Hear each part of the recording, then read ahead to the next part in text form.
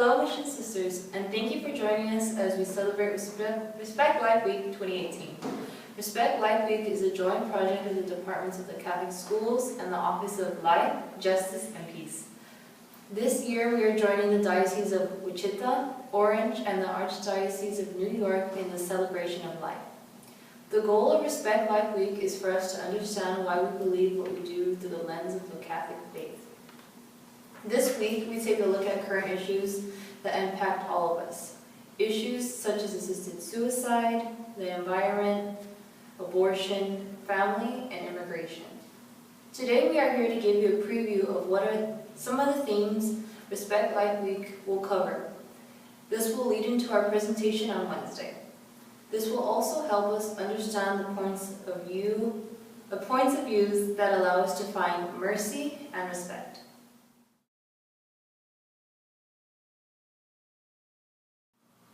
Assisted suicide. Humans deserve to be loved and cared for. This is what families are for. We all have heard the saying, it takes a village to raise a child. Our parents and loved ones are always there and ready to help us. Children need to be taken care of. It is expected for adults to take care of them. But what about those people who are sick, disabled, or elderly? Who takes care of them? They are not a burden, as our culture tends to believe. For some reason, people have forgotten that at one point we all needed help. It is never true that people are only burdens. In fact, every person is deserving of love, help, and respect, no matter what state they are in.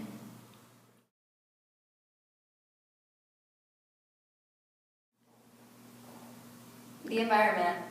God created Earth and all living things. He wants us to take care of our planet. He wants us to respect the world we live in. The Pope just published an encyclical saying that humankind is at fault for our current crisis. But he said it is not the people per se, but rather the attitude society has. To change this crisis, we need to change the way we treat others and our planet.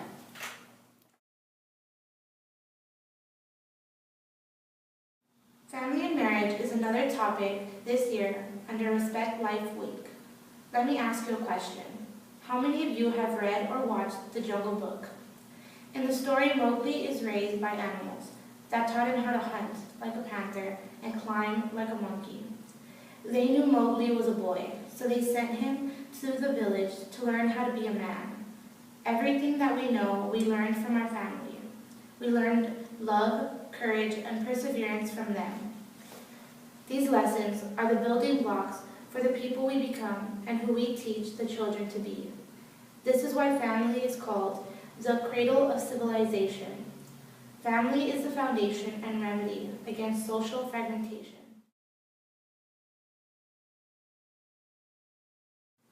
Immigration. Mother Teresa said to go out into the world today and love the people you meet. She meant all people, including immigrants. The truth is that America is a nation of immigrants. We are one country formed by people of every race and culture in the world. Right now in the U.S., we have a broken immigration system. Every day, parents are deported and families are ripped apart. Undocumented people are living in fear, afraid every time they leave their homes. And what about those immigrants who have been here for years, contributing to our community, yet not able to receive the same benefits? We, as Catholics, welcome immigrants into our churches, showing the nature of our faith. Every immigrant is a person with a voice and a story. This Wednesday, you will hear some of those stories. Right now, we would like you to fill out this survey to the best of your ability.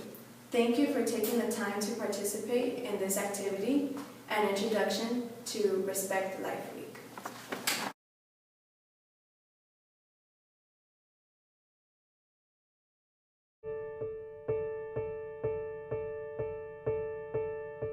My grandma survived breast cancer, bladder cancer. She had a pacemaker put in, for Pete's sake.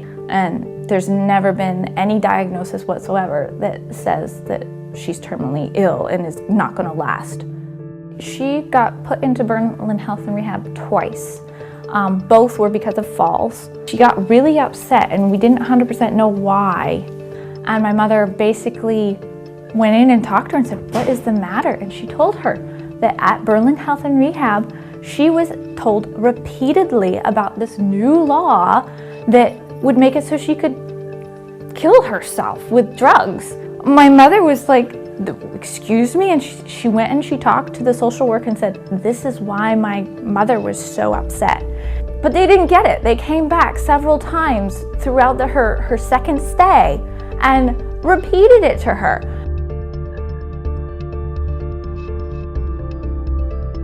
He specifically promised and said, no, there's going to be safeguards, there's going to be things that are going to protect people who are diagnosed with different things, and they would have to have a diagnosis of like 6 months to live.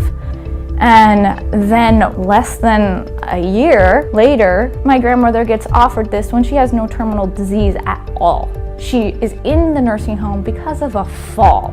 Okay, a fall.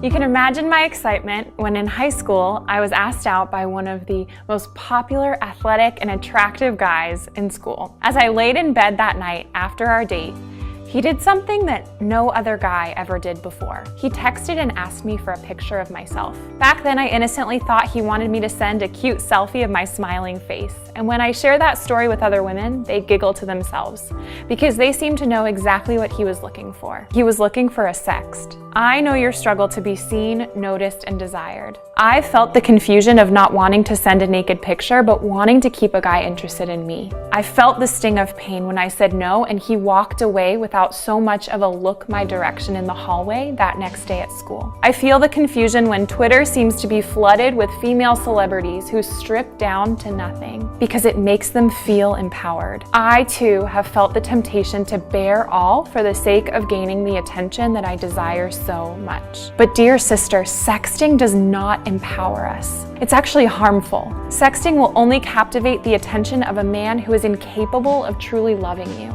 You are made for so much better, so please don't send that sext. Sexting gives a guy control that does not belong to him. The idea that you need to send a picture to keep a guy might be true for the men that don't really desire to love you and aren't worth your time. The truth is, no matter what he says or how often he tells you that he loves you, the man that asks for a sext is seeking his own pleasure by taking something that does not belong to him.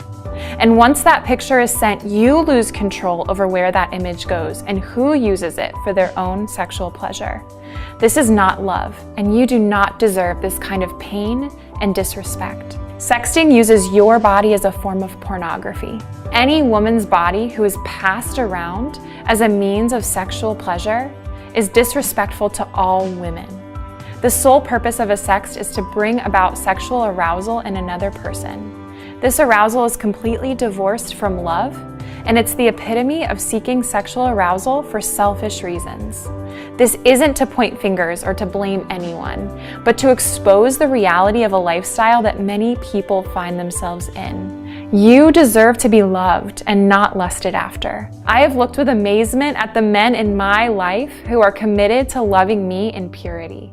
The truth is, a man who really wants to love you would never ask for a picture. Sure, he might be captivated by your beauty, but he's too busy learning to love you for your whole person and not using your body. Saying no to a sext invites men to fight lust and heroically love through sacrifice.